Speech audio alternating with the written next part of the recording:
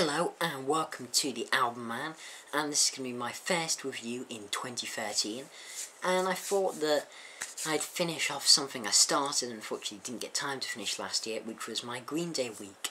And even though my Green Day week was nearly a month ago of reviewing Uno, Dos and Tre of their, well, not new anymore trilogy, I thought I'd finish it up and review Tre, just get that done. Now, I have a slightly different opinion of Tre than I did the other two albums. If you didn't see my review of the other two, do check them out, but I'll tell you I wasn't particularly fond of them. So, Tre is the last part of Green Day's trilogy of albums. As I'm sure you all know, it's released in the latter half of 2012, and while Uno was more pop-punk and Dos more garage rock, Tre was meant to be more sort of stadium rock type songs, but mainly was a mixture. It doesn't have a particular theme, I'd say, to it. So the question is, can Tre redeem the trilogy after the bitter disappointment of Uno and Dos, or really have Green Day become crap?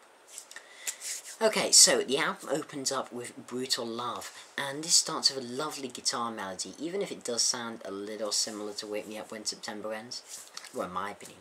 And then Billy Joe's voice comes in over the top, and it sounds really powerful and great. And this ballad, it progresses so nicely, adding more and more instrumentation as it goes on. And it's quite a lovely ballad, to be honest. The horns are really good in it, along with the solid beat from Tre Cole and fitting guitar solo. It's one of my favourite tracks on the album, and one of my favourite from the entire trilogy, to be honest. It's definitely one of the best things they put out last year. Fantastic song. Great way to start the album. Then we get to Missing You, and this reminds me of Dookie instantly, and sounds just like it was taken from sound like Insomniac or Dookie. It has all that charm, a great, albeit typical Green Day palm-muted riff, and the bass riff for this song is superb, along with the very catchy chorus. And it's a fantastic song. It's just what I hoped for when they said they were going back to their roots. That's what I thought it would entail, more Dookie-ish type sounding stuff. And by going back to their roots, I don't know, a lot of it doesn't seem going back to their roots. You know, some of the songs seem very experimental. Okay, so good start so far. And then we get to 8th Avenue Serenade, and this starts with another good guitar riff that works very well and has a strong chorus to continue the, good standard that is set at the beginning of this album. 8th Avenue Serenade is only a short song, but it definitely packs a big punch and is memorable. And Drama Queen. Well, it starts acoustically with just Billy's voice over the top, and again, this echo effect he seems to have had on the entire trilogy is particularly noticeable, and I still don't like it, as I said in my review of Uno. I don't know why he has it, and I hope he gets rid of it whenever they do the next album. But anyway, it doesn't affect this song too much. It's a pleasant acoustic ballad, there's nothing offensive about it, but there are some problems. Firstly, I wish the electric guitar solo could have been a little longer. It fitted the song really well, actually, and it would have improved the song, as otherwise it's fairly averagey with an acceptable chorus. There's nothing special about it, and again, it's filler that could have been left off the album. It really wasn't needed. X-Kid is next, and the riff for this song reminded me of something, and it annoyed me the entire time, and honestly, I still can't think of what it reminded me of, but it definitely reminded me of something. Anyway, it's decent, bit generic riff, and the chorus for this song, it's nothing that catchy at all. There isn't really anything about this song that's memorable, except for maybe the solo, which is longer than the average Green Day solo to bloody good effect, I'll tell you that. And to be honest, it turned this song from being pure filler because of its generic music and uninspired lyrics to being actually alright. It's not an offensive song. Green Day have done worse on this trilogy. And yeah, it's grown on me a bit.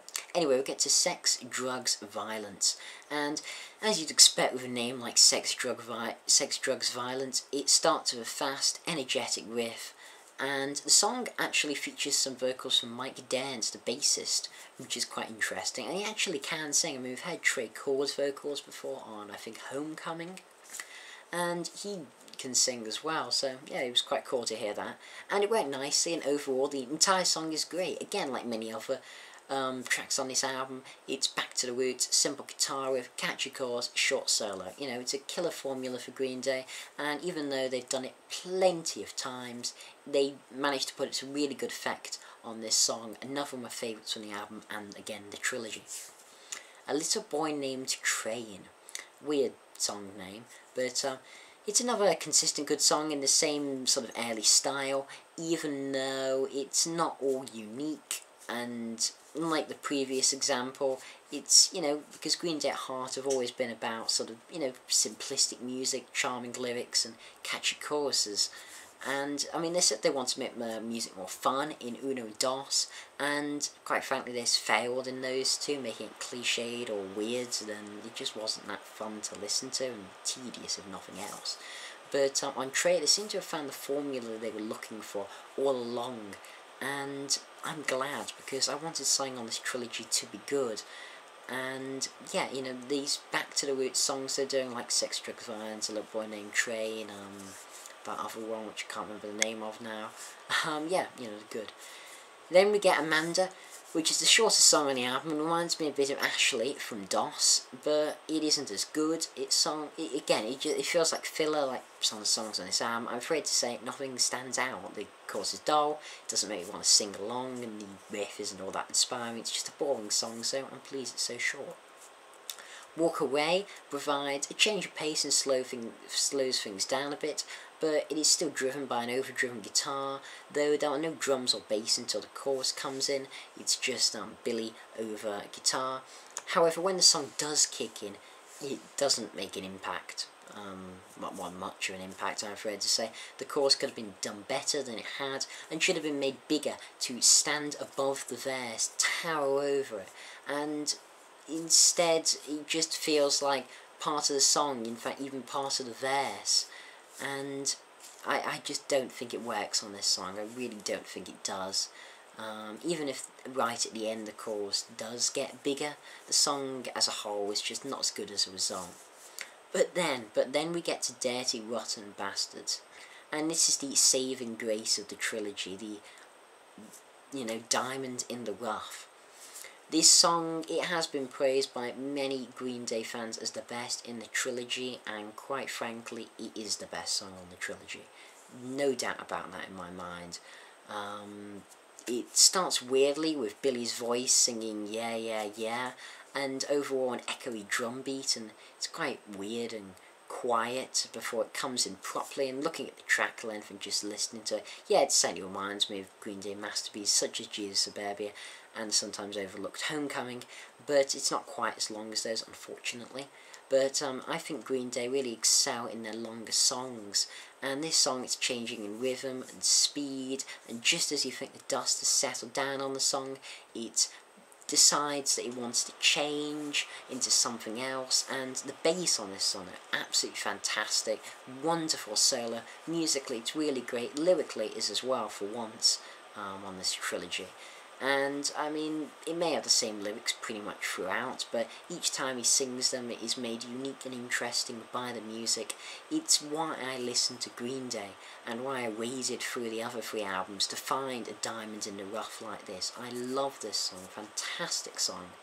I definitely recommend checking it out. Then 99 Revolutions. Starts with a cool drum beat, again going back to the Dookie-ish style, and it delivers wonderfully. Even after Dirty Rotten Bastards, this song just doesn't disappoint. It's just what I wanted from Green Day. A rock song with its roots in punk that's fast-paced and energetic, and it's just what this song is, and builds to a catchy as hell chorus. Fantastic song.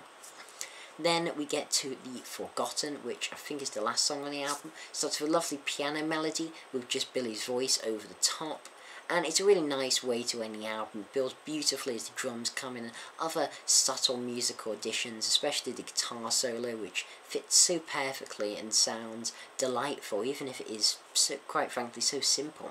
It even manages to capture a even slightly haunting quality to it, and it is excellent. A great end to a surprisingly good album.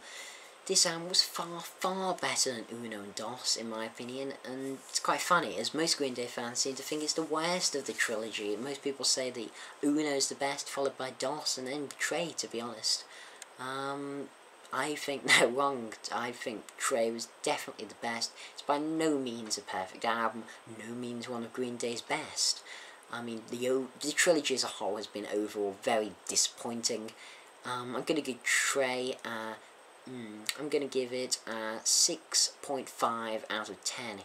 Because even though it does have some filler, the tracks that deliver, they really do deliver, and you know, it's nice to hear Green Day performing well, but still, it's got filler. It isn't as good as I hoped it should be, to be honest. And yeah, I was skeptical when they announced they were doing a trilogy, and my skepticism was purely, you know, it's been proven right, to be honest, I think.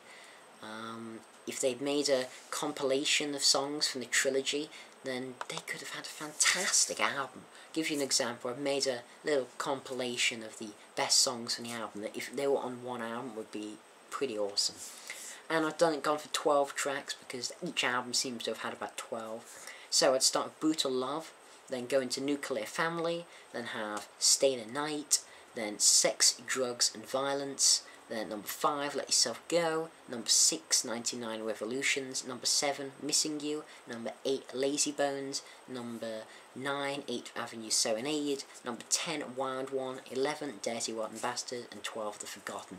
If they'd done something just at least along those lines, they could have had a cracking album, one of my albums of 2012. Instead, they really don't. They disappoint on all fronts, and they were too ambitious, and it fell flat on their face.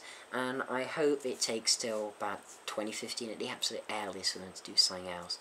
And hopefully next time they just do one lone quality album. Still follow the band, but overall very disappointed by the trilogy. This has been the Album Man. Thanks for watching. Comment, rate, subscribe, and as usual, long live rock and roll.